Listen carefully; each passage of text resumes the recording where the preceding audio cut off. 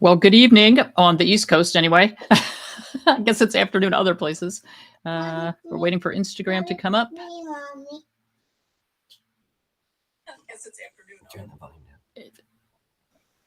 Gwen's trying to find the two. There they are. Okay. Well, everybody's playing with their phones to get Instagram. So 2 crazy cat ladies joined. We think we have people. Are we good? Yay! We are good. We are good. All right. Yay. I don't know why my volume was on. Okay, well, they get the same. Well, mine was on too, so we're both guilty. Okay. Okay. Fair. I love it when everybody's guilty. So I'm so excited tonight to have Jay and Adrian, the 2 crazy cat ladies, join me to talk about kitty cats, because we don't get to talk about cats enough and we don't get to talk to each other enough. So I agree. True. It's a banner day. Yes. So for those of you who've been following all week, you know that we've been talking about sterilization or not of dogs, and today is our kitty cat focus. So who? Do they have headphones? It's echoing on Instagram. Do you guys have headphones? No. I've got a big uh-oh on that. Let me go get my AirPods and see if I can connect it to the computer. Okay. I'm going to get some AirPods. Is it? Oh, echo. Sorry. You want to sound all the way down. How do I mute myself? I don't know. I have the same problem with mine. I can never figure out how to mute it. How about that? No, then you can't hear us on Instagram. I know. Echo. Oh, I'm so sorry. All right. So we all know.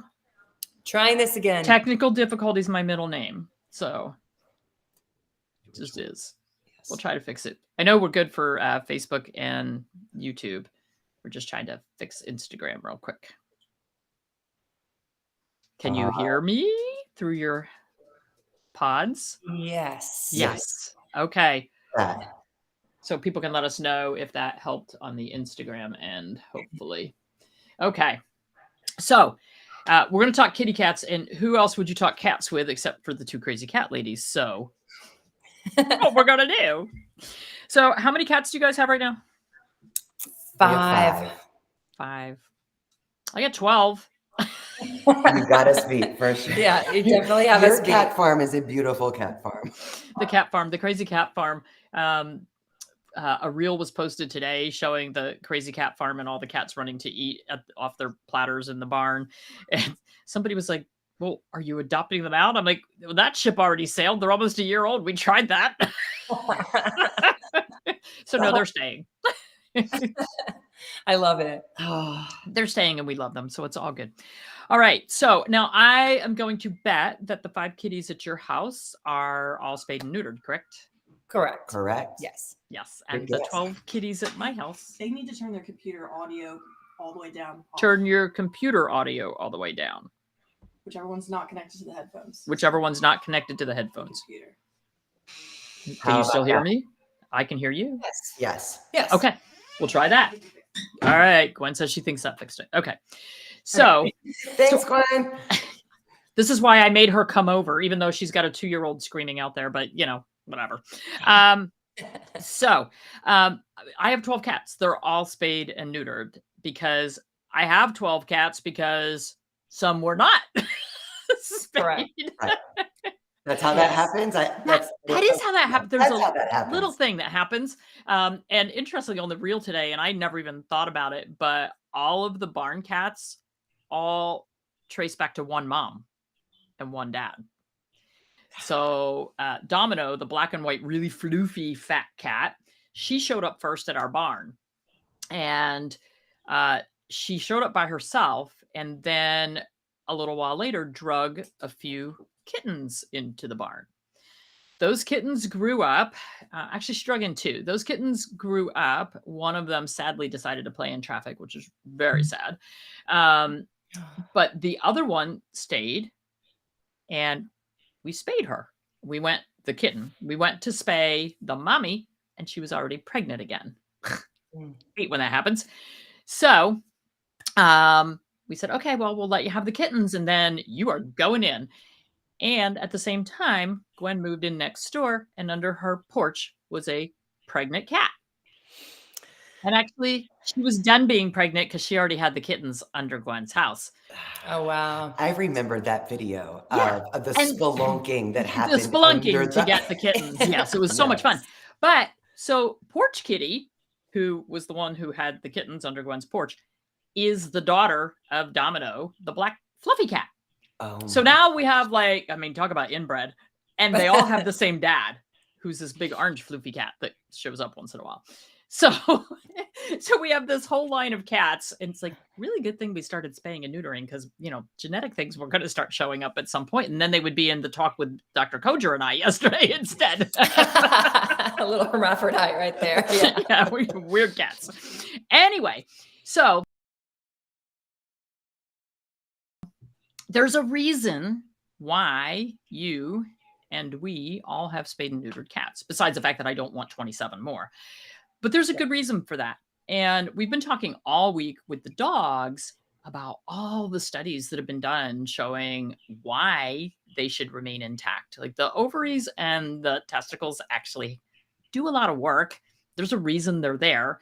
And I mean, in an ideal society, maybe we'd be able to leave our kitty cats intact as well. But I have some really good studies. So we've been doing scientific proof all week about why we do what we do and why we should change some of the things that we do. So we're going to talk about some reasons why cats are not small dogs and reasons other than population control that we have to rethink what we're doing with our kitty cats. And it's really a bigger problem for the girls, actually. Yeah. So let's talk about boy cats first. We don't have, like, they don't get testicular cancer. They don't get prostate problems. Cats aren't big with hemangiosarcoma, osteosarcoma, mast cell tumors, like all the things that we see in dogs that we neuter early. So why wouldn't we leave our boys intact? Like, they don't have medical issues they actually probably have better life if we left them intact. And interestingly, a lot of people talk about when we neuter the boys, particularly if we neuter them early, that their penis and their urethra will stay small and will lead to more urinary obstruction. Have you guys heard that theory? Yeah. In fact, we see it a lot, and especially in like shelter kitties, we see, I mean, so it's either urinary tract infections, like consistent or blockages, or of course, like GI, like IBD type issues from shelter kitties. And the only thing that, you know, we've talked to Dr. Lori Koger, and it seems like when it comes to our male kitties, it's the age that we neuter them. Yeah. And I will also mention a shout out to our Pooh Bear, was the only kitty that was, I think, neutered at a very young age, and was our only kitty, may he rest in peace, that ever had urinary tract issues. So so I do, you know. Yeah, our Oliver Twist, who's almost 19, he came to us when he was 1.5 to 2 years old. And that's when he wasn't neutered at that time. So that's when we took him to get neutered, and he's never once in his life had a urinary tract issue. Interesting. So I worked at the second practice out of school, not holistic at all. And it's funny, my employer would not allow us to neuter cats before 9 months of age. And, you know, I had come from a practice where everything was 6 months across the board, because that's how it's always been. And this was back in the mid 1980s. But he made us wait until 8 to 9 months old for the male cats to be neutered, thinking that it would decrease obstruction and urinary problems and blah, blah, blah. Of course, we were feeding the cats completely wrong way back then. So I went on a literature search for this to see, do we have literature that proves this? And actually, there were studies in 1996, 2000, and 2007 that found no increased incidence of urethral obstruction or lower urinary tract disease in early neutered males. Really? Could not find a study supporting leaving them intact. But if you ask Dr. Koger or me or veterinarians in practice who actually think about when they were neutered in comparison to problems we see, I don't agree with the studies. I'm going to say that we definitely see more issues. And so what the studies did, they measured urethral diameter. But that's a fun study to do. But so we do know that on the neutered cats, particularly the ones that are neutered young, they don't develop the spines on their penis. So it's very smooth. I did not know that. I did not know that. Yeah. Why does that matter? Well, if you look at an intact boy and a neutered boy cat, you'll see there's no spines. So we do know that it does cause changes. And when we neuter the boys, if we neuter them early, they don't develop the big cheeks. I love the big cheeks. They don't get that big male appearance. So why do we neuter males? Other than population control. Population control or spraying around the house, right? That's another thing that everyone says. If your cat is neutered, then he stops spraying. They won't spray. In fact, that's why we had Oliver Twist back in 2006. We had never had a cat that sprayed at that point. And when he came, he sprayed my car, he sprayed my violin case, he sprayed our kitchen. We were like, what in the world? And the smell was unbelievable. Horrific. That's also when we found out that he was not a girl. Yeah. So his original name was Orphan Annie. Yeah. But now it's Oliver Twist. Anyway, so can we talk about that for a second? If you neuter your male cat, they will not spray. Yes, we're definitely going to talk about that. Now, I want to ask you a question because you said his urine smelled really bad. And, that's one of the things that I've always said, oh my gosh, I would never have an unneutered male because their urine smells so bad. Were you feeding raw at the time that you had him? No. Yeah. So this is a conversation I had with Gwen. She has Edward, who is now 4 years old. It's her tuxedo. And she got him neutered. And she says, if I knew now, or if I knew then what I know now, I never would have neutered him. I either would have gotten a vasectomy or just left him intact. His urine did not smell bad. He was raised as a raw-fed baby. So I want a study that says what male cat urine smells like, raw-fed versus kibble-fed. Because we know their stool smells totally different. Mm-hmm. Yes. Oh yeah, 100%. You're 100%. Yes. Yeah. And I think their urine does too, really. I mean, even like with our girls, when we were out of town and one of our girls like peed around the house, the pet sitter didn't even find it. She didn't even know that she had peed in like 6 places around the house. And all of my cats are raw fed, and either my nose doesn't work anymore or their urine doesn't have the odor that it used to, because I used to be able to, oh my gosh, if I would walk in the house and I go, somebody peed, I'm on a mission, I got to go find it. Yeah. Now I'm like, oh, look, there's yellow dried urine on top of the washing machine. Didn't smell it. So I think that's something that we should look at. So for our little boys, we don't have a good reason to neuter them other than being concerned about spraying, being concerned about the odor, population control. And would they be more aggressive toward other cats in the household? Not necessarily. I've had a few clients over the years, because it was a holistic practice, who kept their male cats intact. Sweetest, nicest cats. I had one woman, she had a huge colony of cats. She was a homeopath, so everybody was intact and somehow nobody was breeding. I don't know how she managed all this. She kept all of her cats were the sweetest, nicest. She didn't have fighting problems, like no issues with them. So I think we need to rethink it, at least for the boys. Now, talking about spraying. So we neuter our males because we don't want them to spray. Well, let me just tell you, everybody on this farm is spayed and neutered cat-wise. I got spraying coming out my ears. So last night, little Gigi stayed in the house because she's special. And sometimes she comes to the door and I say, okay, you can spend the night inside. I got 2 walls and my washing machine sprayed by my spayed female cat. Good morning. Yes. Love ya, honey. Like, she is one of my favorites, but man, oh man.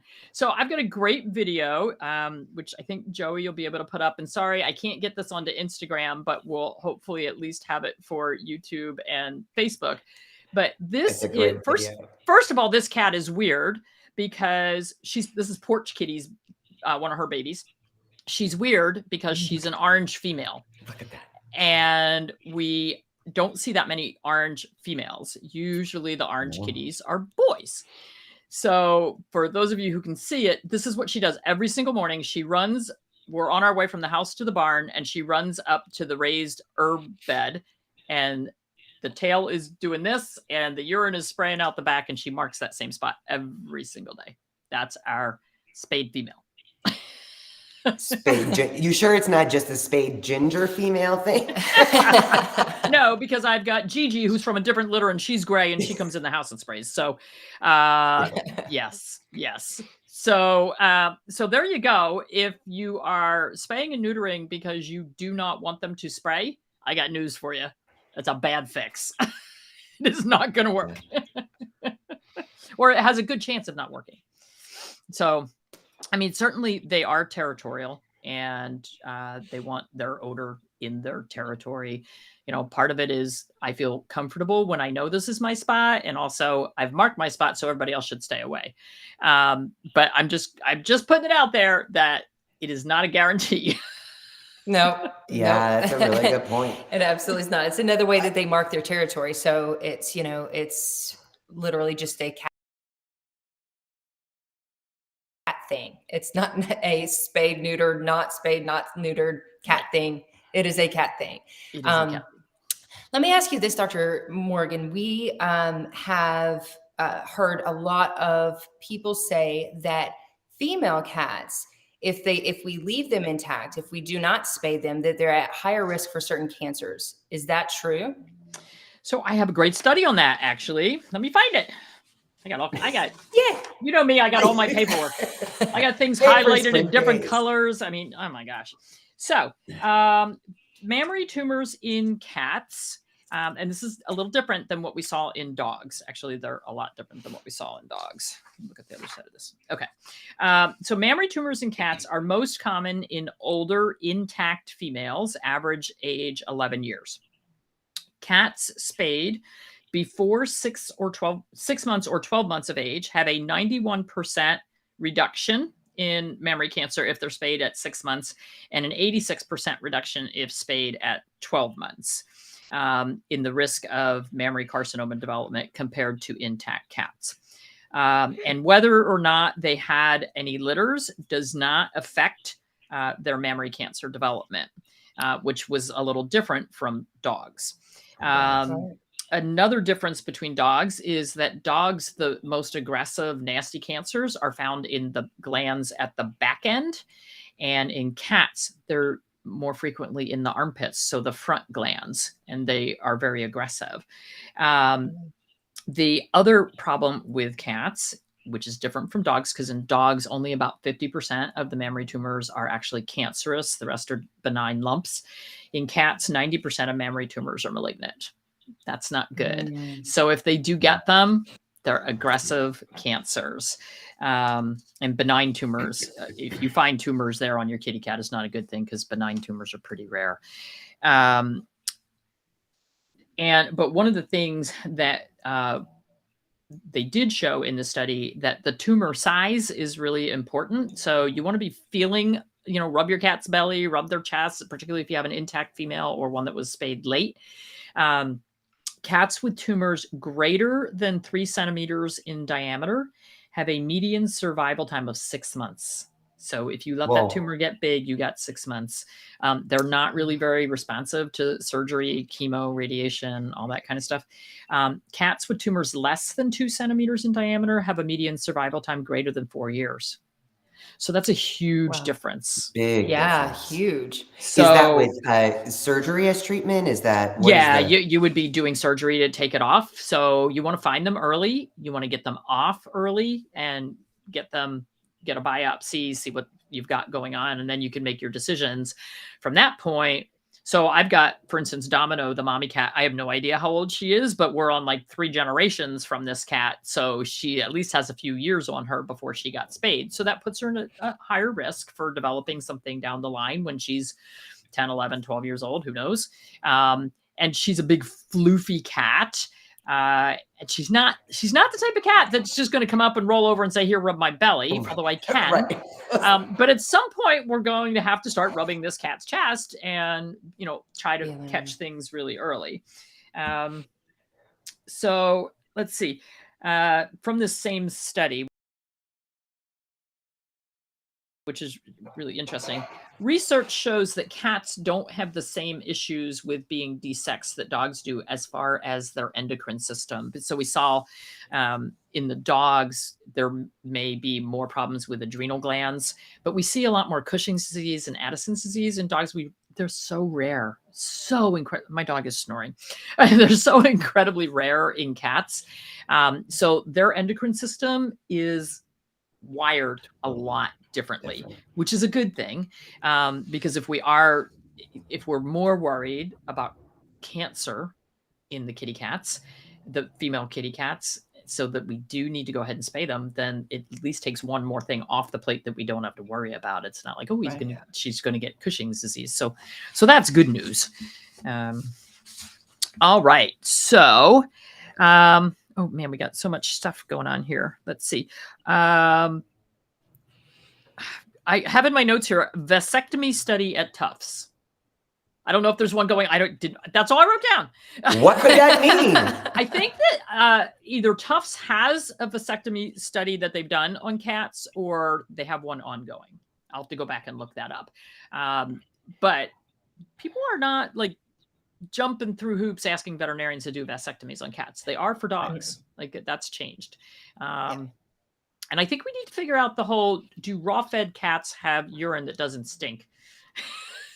Before we decide that everybody's going to leave their males intact. I would love to see that study. Yeah, because I agree with you. It's one of those things where it's difficult to find. I know right before we jumped on, Jay was sharing that sometimes our Oliver will leave a gift on her desk for it, but it's something that you visually see. Yeah, right. You don't. I cleaned my office today and there were 2 spots and I was like, oh, wow, I wonder how long that's been there because I didn't even smell it. And I sit right there. Like it's just right here. I sit right there every day. So yeah, I bet that would be interesting. Now, what do you know or what can you tell us in the audience about the different types of spay for females? And like just because we did not know this until we got our first. Until we got our Black Panthers. Yeah. And then we were like, oh, we need to know more about what to do and what to ask for. And are there options? Can you tell us? So there actually are quite a few options. So one, you can have a traditional spay where the uterus and the ovaries are removed. That is what's being done around the world all the time, every day on young cats. And we're going to talk about age at spay a little later too. So that's the traditional spay. You eliminate chances, depending on the age, you're going to really decrease chances of mammary cancer. You're going to eliminate chances of Pyometra, which is an infected uterus. We can talk about the stats on that as well, because everything's gone. So, but there are some problems that occur with that. We'll talk about those. So that's one option. The second option is an ovariectomy, where you leave the uterus and just take out the ovaries. It's an easier spay. It can be done laparoscopically. They really should not get a pyo because the hormones have been taken out, and they should not have a higher risk of cancer because the hormones have been taken out. Not a whole lot of veterinarians are doing just an ovariectomy. Cat spays are so easy. Like in practice, I could do a complete traditional cat spay in 5 minutes, start to finish. So, to cut it from 5 minutes to 4 minutes by just doing an ovariectomy, my incision was only this big anyway. So, it just kind of depends, but that is another option.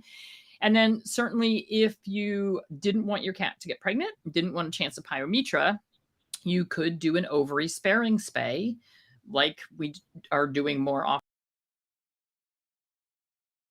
in dogs, to leave the ovaries intact.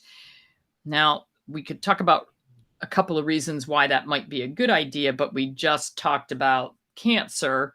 So I don't know that we're going to talk too many veterinarians into ovary sparing spays with cats. Yeah. So technically there's really 3 options, but I don't think we're going to talk too many people into wanting to do an ovary sparing because of the high risk of cancer with kitties. Yeah. So yeah, that's a problem. And for the boys, there are the 2 options as well, right? Boys, complete castration or a vasectomy.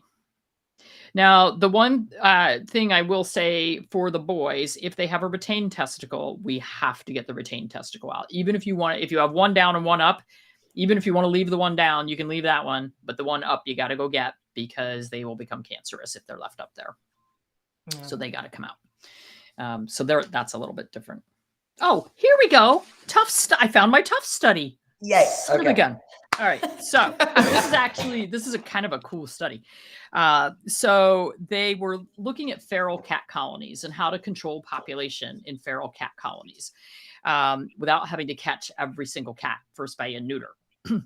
So what they did is they vasectomized a bunch of boys. So they still wanted to breed, and they still would breed the females. So they didn't, because cats keep cycling until they're bred. Like they keep going in heat, and, yowling, screaming, doing all their fun cat things when they're in heat. But once they're bred, whether or not they get pregnant, if they're bred, they think they're done. So they stop. So what they wanted to do is take the vasectomized cats and turn them back out in their colonies and let them keep breeding the females, so they didn't have to spay the females, and it stopped the overpopulation problem because the females would stop cycling by being bred by a vasectomized cat. How cool is that? That is next level. I need that study. That is amazing. Like, that's crazy. And it also said that they would still protect their turf from other males coming in to breed their females because they still have the hormones there. That is fascinating. It is fascinating. I'm like, who thinks of this stuff? I'm so glad they did a study on it. Like, that's really cool. Did they have a reason, though, for not wanting to spay the ladies? Well, it just means you got to catch everybody. Just catching everybody. And so by having, the alpha male vasectomized, wasn't that big a deal. Isn't that crazy, though? I mean, just an alternative. I know people are going to be like, if they're bred, then won't they have babies? No, you're specifically talking about the act of making love. Yes. The act of making love. Yes. And the girls stop. And the girls will come out of heat because they were bred and they think they're done. I know, what's funny is we learned that a couple years ago, and I know so many people have reached out and they're like, my cat, once a female cat goes into heat, you really need to talk with your veterinarian to spay her in between cycles, which is like threading the needle, right? Yes, because they just keep going. They just keep going until they're bred or they're spayed. Right. So it's a tough question to answer. Yeah. But I mean, I spayed a lot of girl cats in heat, and for the cats, it's not near as big a deal as it is for the dogs. And even for the dogs, it's not that big a deal. As long as you have somebody after you do your first couple thousand spays and neuters, it's pretty easy. But after the first couple thousand, it's fine. It's fine. Listen, in 38 years, a lot of them went through. Yeah. What is the concern about spaying a cat while she's in a heat cycle? Well, a couple of weird things can happen. The blood vessels are a little bit bigger, and the uterus is a little more swollen. And potentially they can be a little more painful post-op, but we're going to put them on pain meds anyway. Like, nobody in their right mind spays a cat without giving them something for pain. So to me, it was just not that big a deal. Now, interestingly, if you spay a cat who has a false pregnancy, or which is where they think they have kittens, but they don't, so they're lactating, or you spay a cat who is already lactating. It can be really difficult sometimes to get them to stop lactating when you take the hormones away. Like, it seems like they should stop instantly, and some of them don't. And I actually had one cat that we spayed in heat, and she started to lactate after surgery. It's like, Wow. Oh, wow. yeah. So cats can do weird things, but it's generally not that big a deal to do them in heat. I mean, if you got to get them out of heat and you got to get them done, then, you know, because like you said, threading that needle, because you'll schedule it and say, okay, we're in between. And then that day you're no, Nope. Nope. we're not. All right. So I'm going to do one more reason why we should spay and neuter. Well, spay. I'm going to talk about spay. And then we're going to talk about some of the side effects that we do get from spay and neuter. So Pyometra. This is a Swedish study because in Sweden, they do not spay and neuter their dogs pretty much at all. And then their kitty cats, they have a very large population of unspayed and unneutered. So it's a great place to look. And these were actually, the study was actually done through one of the insurance companies. So these are all insured cats. So these are owned, well taken care of cats. We're not talking about the stray population. Okay. So what they found was the mean incidence rate for Pyometra, which is an infected uterus, was about 17 cats per 10,000 cat years at risk. That's so pretty very low. rare. Yeah, That's that is pretty low. Really low. Yeah. In dogs, it's a lot different. Cats with Pyometra were diagnosed at a median age of 4 years, and a significant breed effect was observed. The breed with the highest incident rate, so remember we said overall 17, the highest incident rate was 433 cats per 10,000 cat years, was the Sphinx. Oh, Interesting. That's interesting. Yeah, and other breeds with an incidence rate over 60 cats per 10,000 years was Siberian cat, Assa cat, Korat, Siamese, Ragdoll, Maine Coon, and Bengal. Pyometra was more commonly diagnosed with increasing age, with a marked increase in cats older than 7 years. The mean case fatality rate in all cats was 5.7%. So if the mean incidence rate of Pyometra is only 17 cats per 10,000 cat years at risk, unless you have one of these specialty breeds, and then the case fatality rate of that 17 cats is 5.7%, like 2 cats are going to die. Wow. So I wouldn't put Pyo at the top of my list of why, I needed to spay my cat, but I think the mammary cancer with the cats would scare me more, because when I did see mammary cancer in cats, it was really aggressive. Yeah, so that's what pulled the trigger for us, for sure. Yeah, but the sad thing is that increased mammary cancer risk argument is used by veterinarians across the board for dogs and cats, and it's very different for dogs than it is for cats. So this is why we're doing this, because we want people to understand the differences between the two and be able to have a conversation that's, you got some stats behind you now. Right. So, I love all right. So let's talk about reasons why we might leave them intact or leave them intact longer. Controversial indeed. Very controversial. Let's dive in.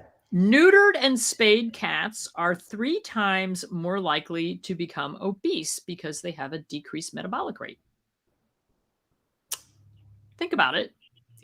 When they're intact, particularly for the males, I mean, they're going to be active. They're going to be racing around. You have an increased metabolic rate with females rolling around in heat.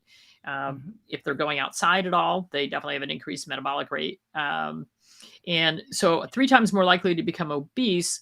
And then there are proven links for obesity with diabetes and urinary tract infections. Mm-hmm. Yeah.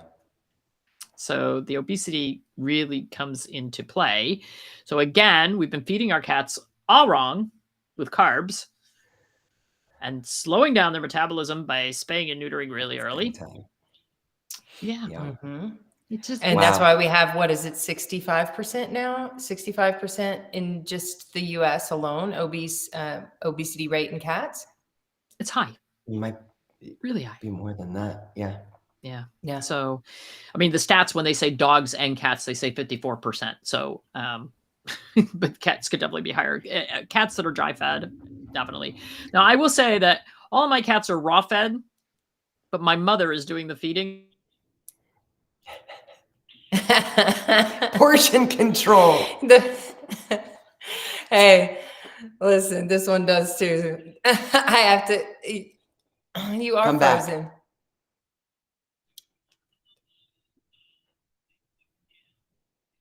Come back. Hi. Good to see you here. Yeah, you're frozen on our end. Are we frozen on your end over there too? Was that your doggy? He's doing something magical. Yeah. Oh no. Well, we lost you. Yes. You're the survivor. Oh.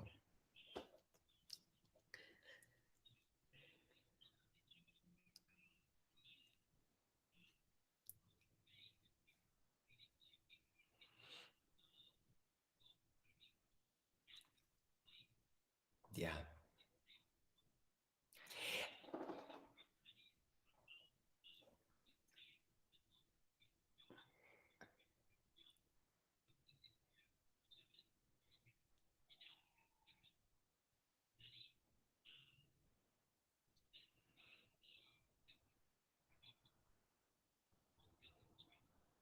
That's amazing. I mean, I'm not amazing. It's kind of crazy because it makes sense, especially what we've learned about when it comes to dogs. It makes sense, but I had no idea that that was the same case for cats.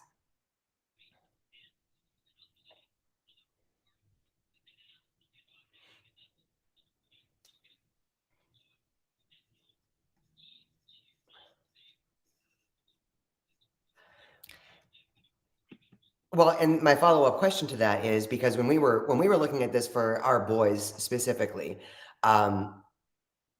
what the age range. So a cat reaches full growth between, I was surprised to learn, and tell me if I'm wrong, anywhere between 1 and 3 years old. Is that true? Wow.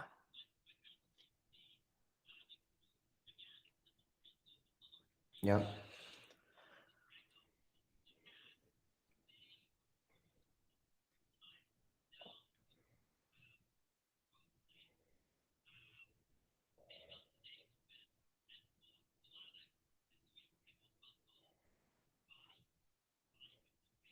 Right.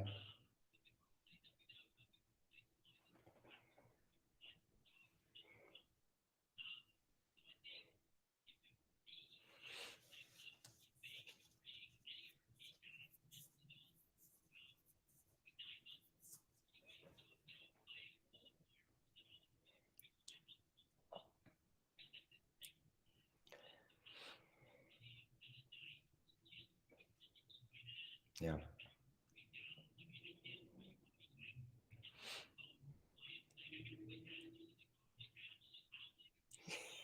Bleeding. It's an experience. Yeah.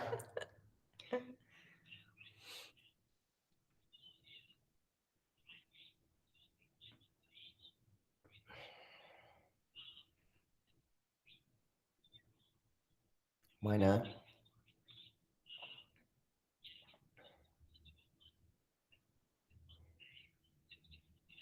Yeah.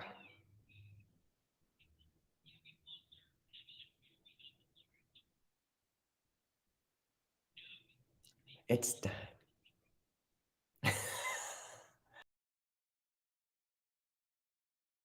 Oh. So sad.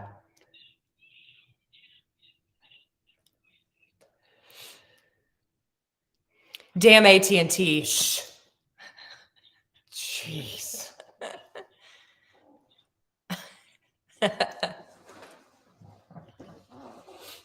What I think is fascinating, and when we talked before about, oh my gosh. Oh, and are we still here? and here we are, And we're still here.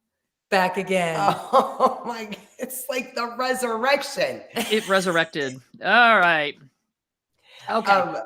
I forgot what I was going to ask now. Well, I have some questions, because this specifically is a very controversial issue in our world, right? So in like the cat community, TNR is super huge. Everyone, and we highly support TNR in these community cat situations, in the feral cat population, in the overpopulation, and all of that stuff.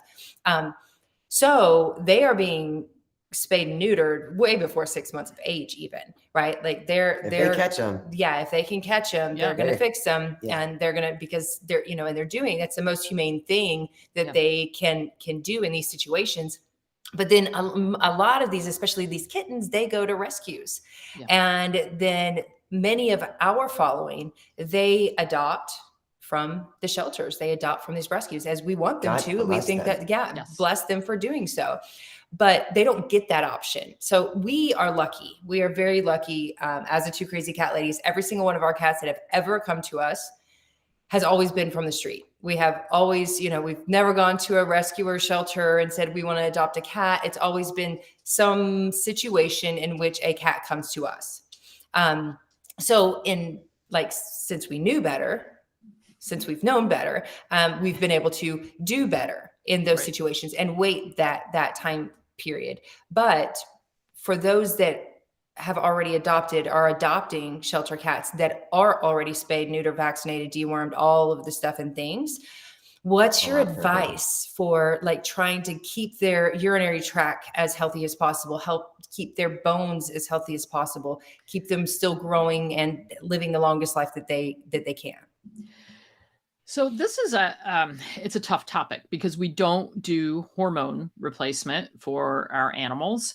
A lot of humans who lose gonads will undergo hormone replacement. And we're looking at it more and more for dogs. And again, the dog's endocrine system is different from the kitty cat endocrine system. But one product that I would recommend for kitty cats who were spayed and neutered young is my wellness product. And the reason for that is it has deer antler velvet. Deer antler velvet actually has natural female and male hormones in the deer antler velvet. Yeah. I did not know that. I was researching it today for a blog and went, son of a gun, look at that. So, wow. That's so cool. And because we were talking about, so for Facebook and YouTube, when the feed died out there for a minute, we were talking about the increased risk of bone growth plate fractures in cats that are spayed and neutered young. So the wellness formula also has the green lip mussel, which is really good for bone and joint support. So it's funny because, I've had this product forever and I promote it for young animals because it's got colostrum for the immune system and the green lip mussel so the joints develop correctly. And then I'm doing this research today and I was like, oh my gosh, and it's got natural hormones. And we've got all these animals running around that lost all their hormones and need some hormone replacement. So there you go.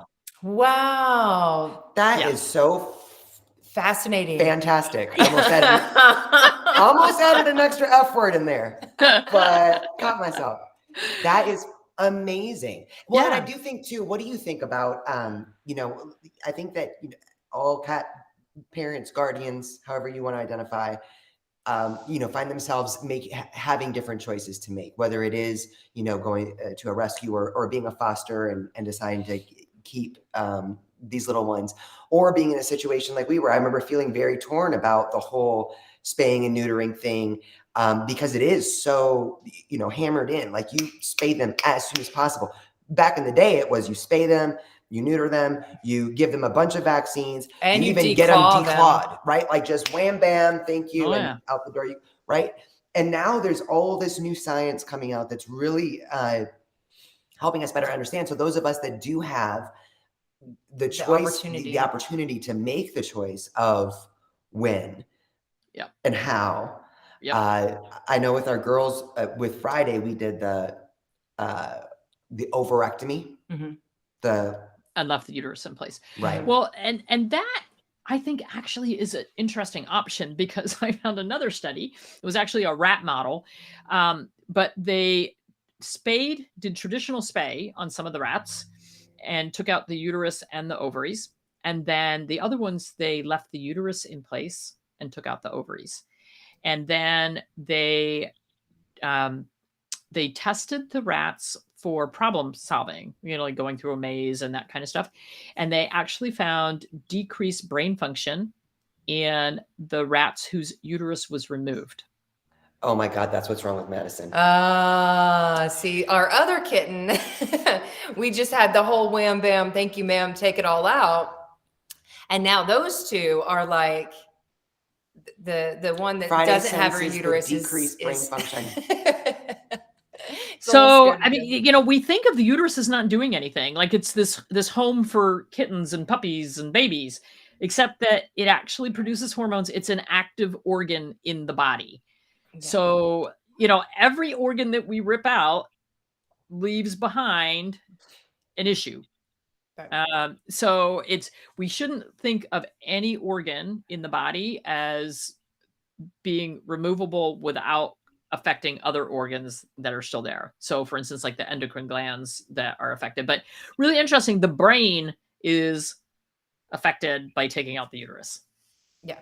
Wow. And I'm sure we could look at a lot of other things as well that are affected, but that was just a really fun study. I'll tell you, you can go down these little rabbit holes and find all kinds of fun things out there. Spend days. We'll have to do this again, because there's a couple of rabbit holes I want to keep digging.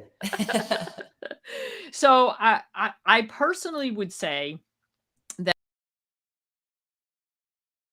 that for most people, having their cats spayed and neutered is going to be the way they're going to go. And I really applaud everyone who is willing to adopt from shelters and rescues. I understand why shelters and rescues do early spay neuter. I was a part of that for many years, working with our local shelter, because people just wouldn't bring them back at 6 months to get it done. They tried having people prepay. Only 33% of the people brought the animals back. Wow. That's not good stats. Even though they already paid, they just flushed the money down the toilet and didn't bother bringing them back. So that's not good statistically. So they have no choice. I understand that. And this is a conversation I'm going to have this conversation on Monday, but what do you do if you want to adopt a pet and you happen to have an unspayed or unneutered dog or cat at home, and the shelter says, or the rescue group says, oh, you have an intact animal, you can't adopt. You lie. Don't listen. Yeah, and then they call your vet's office and your vet's not going to lie for you. So, yeah.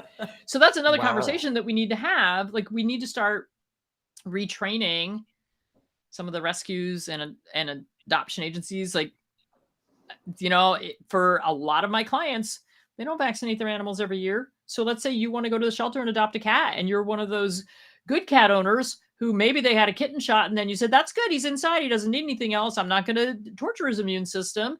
And then the shelter says, oh, you don't have your cat up to date on vaccines? You haven't given vaccines every year? You can't have our cat. Wow. Oh my goodness. What time on Monday? So lucky. Yeah, I'm tuning in. It's going to be a good one. Yeah. So, I mean, there's so much that goes into this, and we have to change the paradigm. We have to change the way we look at things. Ideally, spay and neuter kitty cats, 10 to 12 months, somewhere in there, if you can wait that long.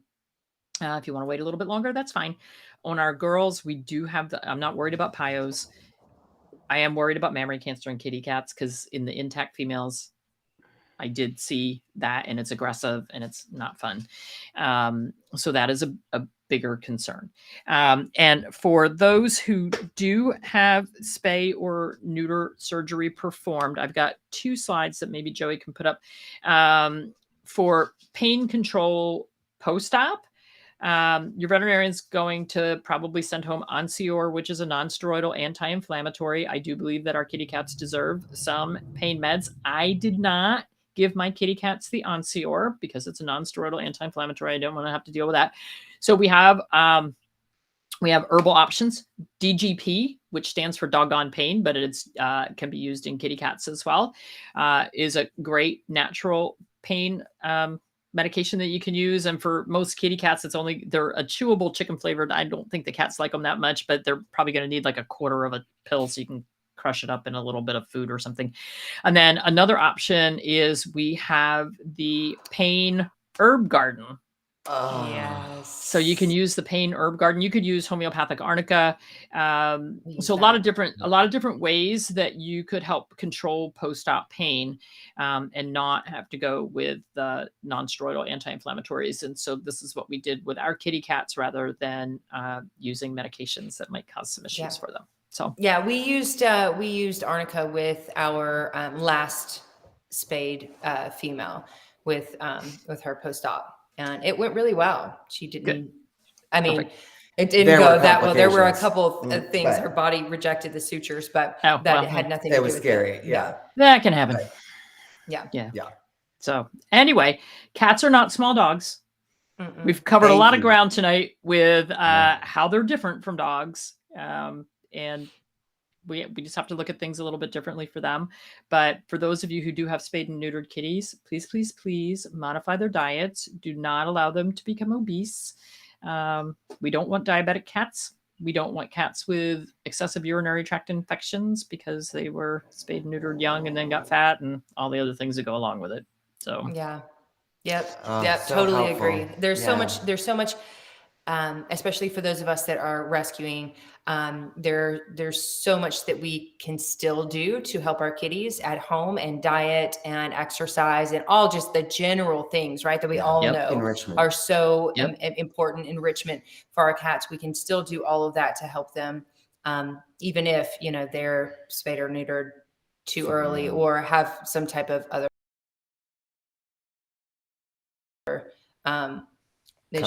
complications. Yeah. Yep. All right, ladies, this was fun. We got to do this more often. We really should. Yes. You're a cathartic joy to us. It's always good to talk with you. Well, pick a topic and I'll go down some rabbit holes and find some really fun studies like, vasectomies on cats. I was going to say, I think we've already had a couple conversations about, we should ask Dr. Judy about that. Yes. So we'll have our people talk to your people. Have your people talk to my people. Yeah. Yes. Yeah. With a big list. And then I'll go down the rabbit hole. Sometimes I was putting together a summit for something. I don't even remember what it was. I think it's coming up. It's a indoor air quality summit, which why would you ask a veterinarian to be on an indoor air quality summit? But they were like, well, you have a different perspective on this, like how this affects our pets. Big. And, I sort of think about it, but I don't really think about it because I don't even think about it for us. Well, the rabbit holes that I went down on indoor air quality and what things affect dogs versus cats versus birds, all this stuff. I was up till midnight, just like doing all this research. It's fascinating. We've been a little bit down that rabbit hole as well, and made a lot of changes and modifications in our home. A lot of modifications. Yeah. So, but it's fun when you start one study leads you to the next study leads you to the next. And it's, I know we're all nerds. We're all nerds. Super nerds. I think the older I get, the more nerdy I'm becoming. I think. I don't know. Just because I have a little bit more time to be nerdy. I don't know. Lean into it. We all enjoy it. Yes. We're so grateful for you. Well, thank you. And we are grateful for you. And by the way, Mittens loves his little pillow. He sleeps on it every night. Does he? Oh, sweet baby. He sleeps on his pillow. Give him an extra kiss from us. I will. Yeah, he's a sweet kitty. All right. Thank you, ladies. Everyone, thanks for tuning in. Sorry for the glitch in the middle. Stuff technology. We'll see you soon. Thank you so much, Dr. Judy. Thank you. Bye. Bye, guys.